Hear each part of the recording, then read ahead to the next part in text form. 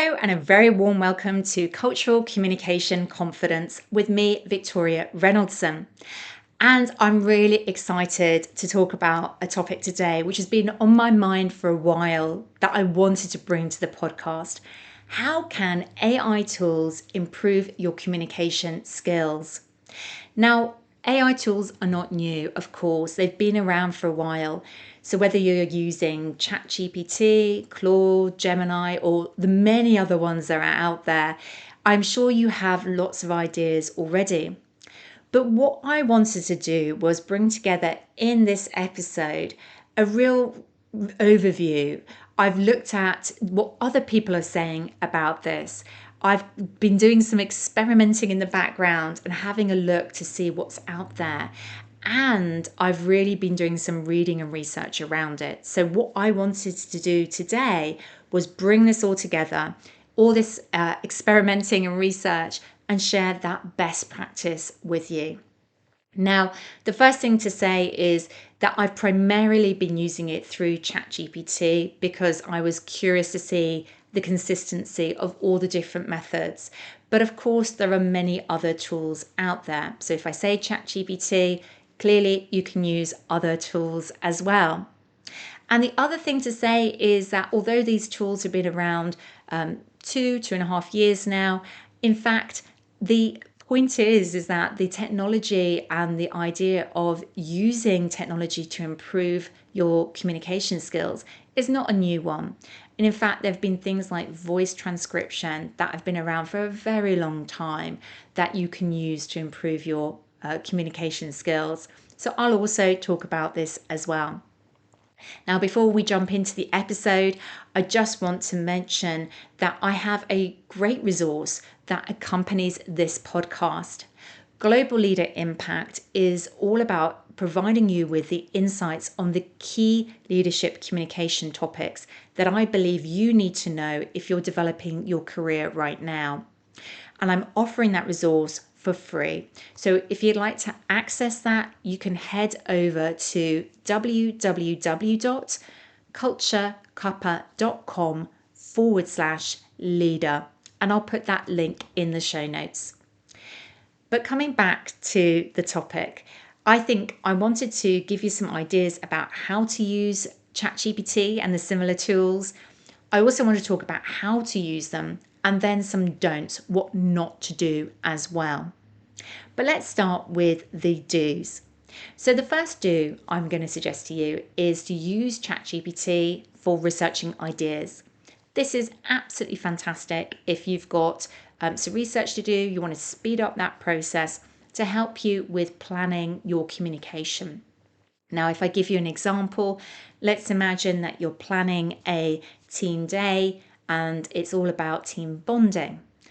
You might use ChatGPT to research ideas of what you could do, what kind of exercises you could do on that day.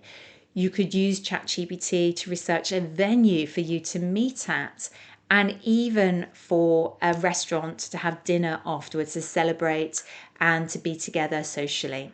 So all of these things can be done in one place, and you're building on the conversation each time. So it's remembering kind of what you've talked about previously if you're using one channel.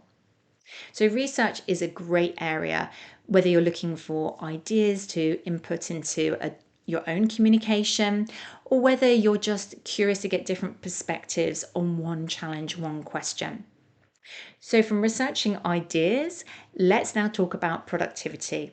This is a very core usage for ChatGPT that I'm sure you've heard of, if not used yourself as well. It's a brilliant way to speed up your communication, particularly in written form, where you can really be clear about what it is you're trying to say and help you to express that in a way that is a first draft. So that might be used for you, for example, when you're drafting emails. You might use that to input some areas that you want to include on that email and create that first draft, which you review very carefully before you send. Or you might use it the other way, where you're using it to summarize your notes or lots of communication that you have created. A great way to do this is, and I was talking about this recently with a client, is to take notes from your meeting and ask it to summarize it into a couple of bullet points, or and make sure the actions are clear. But it's also brilliant for things like meeting minutes and circulating those with other people. The other thing that I've realized very recently is that you can even upload your handwritten notes. So I tend to handwrite on a tablet. I take photos of those notes and then upload them to ChatGPT to summarize those for me. And I think that's a brilliant way to shortcut creating summaries or creating something that will help remind you about what needs to happen next. So I would say those two areas, researching ideas and productivity, are very clear areas that most people have heard about, if not tried themselves. The next two areas I think are really fascinating because they are a little bit different. The next area is using ChatGPT as a thinking partner. Now, this is really about almost imagining it as somebody who can give you advice and asking them questions about what you could do to respond in a situation. So let's imagine have a scenario where you're leading a team and you and the majority of the team are strong extroverts in that team, but you have two people in the team who are more introverted. And what you're finding is they're very quiet in meetings and you don't hear from them very often. They're not contributing to the meetings. You could share all of this context and whatever details are relevant to the tool and ask it some key questions. You could be asking questions such as, what do I need to consider in this context? How could I encourage engagement? What have I not considered that I should try? And what's a way of communicating that to encourage them to be part of the conversation? So, this usage case, this idea of being a thinking partner, I think is really fascinating. And I've been experimenting with this to see what kind of responses come out.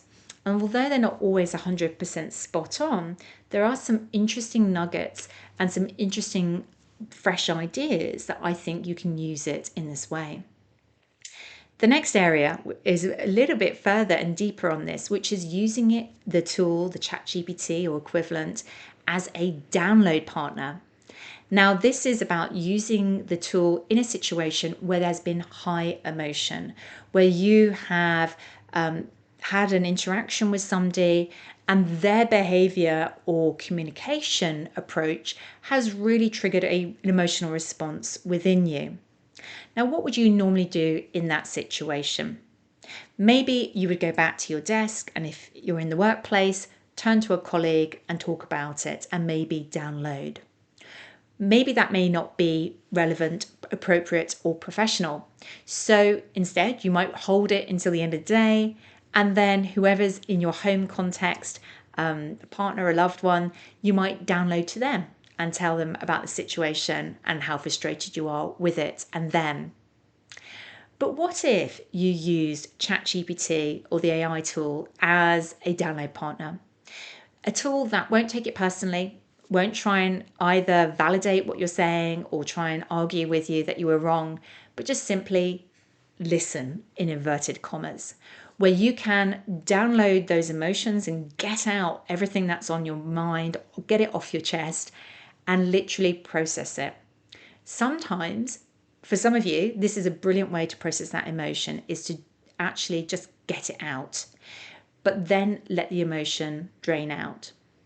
It's at this moment that we can then get into more logical thinking.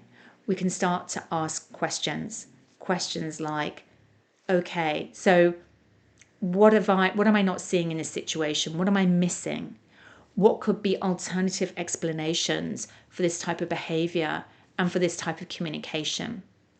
What is the cultural angle on this? Having these kinds of questions fed into ChatGPT is really fascinating. And I'm really experimenting with this and playing with this to see what comes back. Now, again, not everything that comes back is 100% bang on what I would do, but you have to use your judgment in this. But it is very interesting to see and use the tool in this way. Now, these are some of the what's, the ways that you can use the tool. Let's talk about the how now. Now, how for me is really thinking about how do you interact with the tool to get the best of it so it can improve your communication skills. The first part, I'm sure you're familiar with it, which is about making sure you write a good prompt or a good context to the situation and your question. It's not just one question you're feeding in, but it's actually giving a good paragraph and background to what your situation is and what you're asking. So the more detail you can provide, the more information you share, the more helpful the response will be. Alongside that, I always want you to think about building a conversation with ChatGPT. It's not enough sometimes to ask one question and get a response, but you might need to repeat that process 2 or 3 times to get to a richer, deeper response. But finally, the last area is about voice prompting. And I've already mentioned I'm a big fan of this. I think voice recording and transcribing is great. And you can also use it within ChatGPT as well.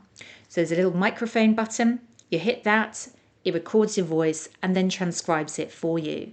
And I think that is a really good shortcut sometimes for you to process the question you're asking, because sometimes we speak better, we process better when we're speaking than when we're writing. Now, I did mention I would talk about some of the don'ts, some of the things that I recommend you don't do when it comes to ChatGPT and the other AI tools. And I do want to include this because clearly this is not about the tool doing everything for you. At the end of the day, you are still a human and you still need to communicate like a human. And so there's some really important aspects to that, which is one, you need to make sure that you're not sharing any confidential information, anything that would compromise you, your team, or your organization by sharing it in what is still a public space. So please do not mention names or specific contexts that would reveal that confidentiality. I think the other thing as well is that you don't want to be copying the responses word for word. This is not about, if you're using the tool to create first drafts or summarize your communication, not taking it as the answer, the 100% way to get the correct answer to that question. You need to add yourself and insert yourself back into the communication. Add your tone of voice, add how you would like to express yourself, even thinking about things like use of emojis or not, or the way you use grammar will be specific to you. I think the next don'ts are really fascinating, which is don't lose yourself. Just like any tool, any other tool, it can be easy to lose yourself in the excitement of exploring and experimenting. And so, if you're somebody who does find yourself going down the rabbit hole and spending way too much time experimenting, put some clear parameters around this, some boundaries of when you're going to interact and use the tool, maybe even put a timer on. And then finally, don't lose or replace your humanity. At the end of the day, this is a tool. Yes, it can help you improve your communication, but it doesn't replace you. So I want you to really still recognize that communication is about connection. It's about conversation. It's about being human. And some of the things that I've talked about here today can be incredibly helpful, but also there are times and places where, particularly on the thinking partner and on the download partner, it's really important to talk to another human being and to get that response from a human being. Now, this topic has been fascinating for me to research, to explore, to hear what others are saying about this topic as well. And so I think I have created here a really good overview of the best practices and ways of working right now. But I'm sure it's not everything. So I'm really curious. I want to know from you, and please do reach out to me on LinkedIn to let me know. How are you using AI tools today? What do you find works? And if there's something new here today that you've found very valuable, I love to know. What are you going to try out next? I love hearing your feedback, and I also really love hearing how you take the podcasts and put them into action. So feel free to reach out to me on LinkedIn, DM or message me on my personal profile, Victoria Reynoldson, and I'll put the link below, and let me know, what are you doing today and what are you going to try out next? And don't forget, if you are a global leader, future or current, and want to develop your communication skills for leadership further, then make sure you access my free resource, Global Leader Impact. Just head over to www.culturecuppa.com/leader and you can access it there. That brings us to the end of today's episode. I hope you found this valuable and really interesting and engaging. I know it's a topic that has really fascinated me, and I very much look forward to seeing you next time on the show.